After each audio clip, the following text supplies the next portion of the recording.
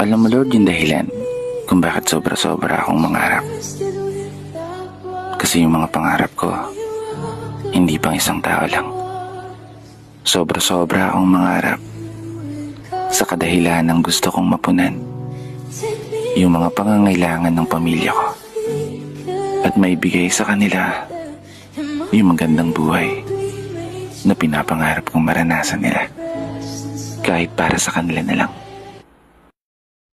Alam mo Lord yung dahilan kung bakit sobra-sobra akong mangarap. Kasi yung mga pangarap ko, hindi pang isang tao lang. Sobra-sobra akong mangarap sa kadahilan ng gusto kong mapunan yung mga pangangailangan ng pamilya ko at maibigay sa kanila yung magandang buhay na pinapangarap kong maranasan nila kahit para sa kanila na lang.